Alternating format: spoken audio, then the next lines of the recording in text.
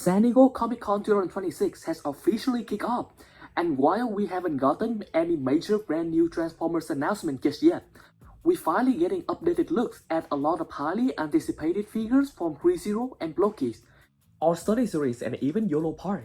Seeing these figures displayed in person always tells us much more than official renders ever can. We get a better look at paint, proportion, sculpt, and overall representation.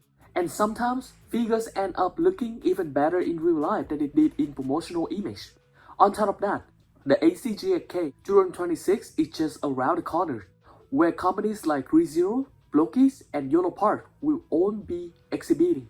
So if this is only the start of convention season, I think we still have plenty more to look forward to over the next several days.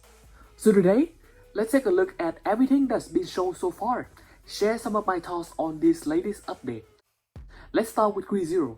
While most of these figures have already been reviewed previously, it's great finally seeing them displayed in person. The figure that immediately caught my attention is the Last Night Megatron. This is still a prototype, but I already love how this figure is shaping up, since Threezero absolutely nailed the premium scale the Last Night Megatron years ago. It really only makes sense for them to eventually bring that design over to the DLX line. The Last Night Megatron has always been one of my favorite Bayverse Megatron designs, with all of the layer armor and 9 inspired details. Even as a prototype, I think Threezero has done an excellent job capturing that look. I'm really looking forward to seeing the final painted version because I think this is going to end up being another fantastic addition to the AX lineup and pair perfectly with the Extinction on the Last Night Optimus Prime 9 design that they already released. Other than the Last Night Megatron from Threezero, the only other new figures that we have seen in person is the DLX Rise of the Beast Shattered Glass Goldberg, which is a repainted version of the Rise of the Beast 1977 camera design of Bumblebee. This one comes with new accessory and a new paint app. You can see that the accessory have different weapon and even a blast effect, which is super nice. But then that's pretty much it from what we have seen so far for Threezero. We probably will see a lot more, and I'm hoping that we can see more updated version, especially for the already reviewed 2007 Autobot lineup that I put out in San Diego Comic-Con 2025. Continue with the non-transforming lineup. Now we have Blokees. I'm excited to see that we have newly reviewed painted prototype for the Transformer Classic Class Bumblebee Movie 6 Bumblebee, the Beetle version, and the Classic Class Bumblebee Movie Optimus Prime. So both of these figures will be roughly the same size as the Dark Moon Megatron and Dark Moon Sentinel Prime that I already reviewed for the same lineup, so they will be around the same deluxe class size of 33 figures.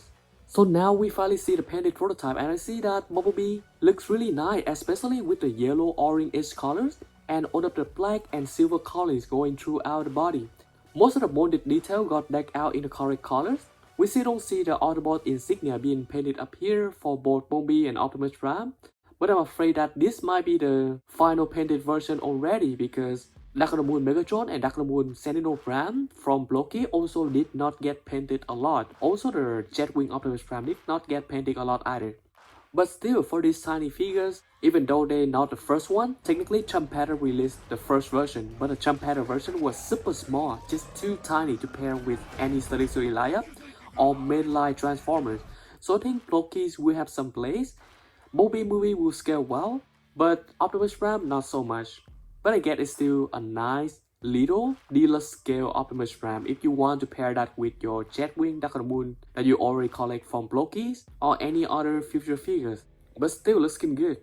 Next, we talk about Yolo Park. Of course, we already know that Yolo Park AMK Pro Series released the whole 2007 Autobot team, and that was already covered in my previous video, with Optimus Prime, Ironhide, and Jazz being previously reviewed, and the newly reviewed Ratchet and 1977 Clunker Bumblebee. With those 5 members, the 20th anniversary of the 2007 Transformer Autobot team or Transformer movie is gonna be celebrated so well by Yolopark next year. And not only those, now we already got more photos of how these figures actually pair together. I quite like how Bumblebee and Ratchet looks together. Definitely Bumblebee is big. We already know that for Yolo Park figure, the small character don't scale so well with the big character because they're always 16cm tall versus the 20cm tall for the bigger characters. 16 and 20 doesn't work well if we have 16 feet Bumblebee and 28 feet Optimus Prime. So of course the scale not gonna work for Ratchet and Ironhide either. But still I don't think it's too bad. At least for this scale we know that Bumblebee will work perfectly fine with NPM scale figures. But the scale between Ironhide and Optimus Prime does not look too bad at all. Other than that, we also see Moon Sentinel Prime and Moon Megatron paired together. Just see how they scale together. Of course, Sentinel Prime seems a little oversized here in comparison to Megatron, but that's again understandable from Yolo Park. But I do think that they look badass together. Then also from Yolo Park AMK Pro series, we also see new look for the Bumblebee movie, B127, the Cybertron Mode of Bumblebee, and Bumblebee Movie Shockwave, the final painted version. I have to say that the final painted version looks so good on this Shockwave. I already have the Bumblebee Movie Soundwave version before, and I do think that Shockwave looks even more badass in comparison to Soundwave. He has a lot of battle damage details going throughout, and all of the close-up photo of him just looks so good. Of course, this design is a G1 inspired design, so it's not really my things, because I collect mainly Bayverse design, but still, I just can't deny that these figures look so good. And yes, now go up even bigger. Other than the AMK Pro series, Yolopark also reviewed Yolopark IIES, Transformer B127 or Cybertron Mode Bumblebee, the giant version and the highest model that Yolopark offers on the market. This version have some transparent part to showcase the internal endoskeleton structure that the IIES model has. All of the moving part inside got showcased so nicely. I don't know whether the final version will still have transparent part for it to swap out, but this does look really good. And of course, lastly we talk about 33 figures. Now we finally have our first in-hand look at the 33 Extinction Voyager class Evasion mode Optimus Prime. Honestly, this figure did not look better than the promotional image at all. When I look at this, the first thing I noticed was that it had too much spray plastic. Honestly, like this just looked way too bad.